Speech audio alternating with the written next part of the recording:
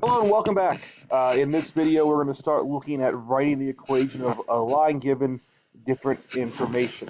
Right. So it says write the equation of a line that has a slope of negative 2/3 and a y-intercept of 4 in slope-intercept form. So the first thing I'm going to look at here is that it wants us to answer in slope-intercept form. And if you recall from the last video, slope-intercept form is y equals mx plus b. So when I'm going to write something in slope-intercept form, I need to first figure out what our slope is, and then secondly, I'm going to figure out what our b is. So in this case, it works out well because it tells us our slope is negative 2/3, and it tells us our y-intercept is 4. So in this situation, all we're going to have to do is just plug in those values in for m and b in our equation, and we're done. A lot of times, though, you'll have to somehow either solve for the slope or solve for the y-intercept, but this one is just a straightforward example of plugging in what you know for the slope, which was negative 2/3, and plugging in the y-intercept, which is 4. So our final answer in slope-intercept form is y equals negative 2x, or negative 2/3 x plus 4.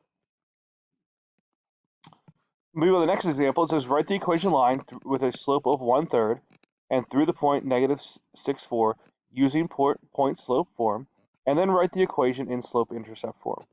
So I'm actually going to do this problem two ways. The first problem is I'm going to do it using point slope as the equation, or as the question asks us to do. And secondly, I'm going to do it in kind of my preferred method, and probably a lot of you, I'm going to use slope-intercept form. And I'm going to show you that no matter how you choose to do it, you're going to get the exact same answer. So recall from our first video that point slope form is y minus y1 equals m times x minus x1. So in this case, all we're going to do is we're going to take the slope that they give us and the point, which is going to be x1 and y1, and we're going to plug it into our equation in the appropriate spots. So when I do this, it's going to be y minus 4 equals 1/3, and then x minus negative 6. And now I'm going to go through the process and I'm going to simplify this. So the first step is just that y minus 4 equals 1/3 of x plus 6 because minus the negative becomes a positive. Now I'm going to distribute the 1/3 through, and I get y minus 4 equals 1/3 x plus 2. And the last thing I'm going to do is add 4 to both sides because it says it wants our answer to be in y equals mx plus b form. So it'll be 1/3 x plus 6 as our final answer. Now, if you chose to do this in slope-intercept form, which I said was my kind of preferred method, we would start again with our equation of y equals mx plus b. Again, the first thing that we need to figure out is what our slope is.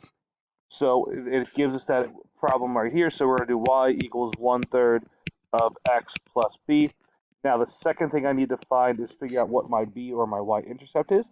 And to do that, I'm going to still plug in this point, but I'm going to plug it in for x and y respectively.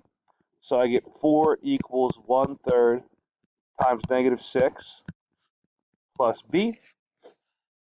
And now I'm going to simplify. So 4/3 equals negative 2 plus b.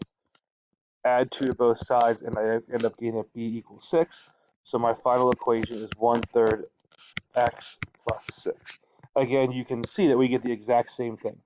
I prefer slope-intercept form. A lot of teachers or some other teachers prefer point slope form. You see either way here, whichever way you choose, you're going to get the exact same answer. So please feel free to go back and watch this example so you know how to do both. When you're ready, you can move on to the next video.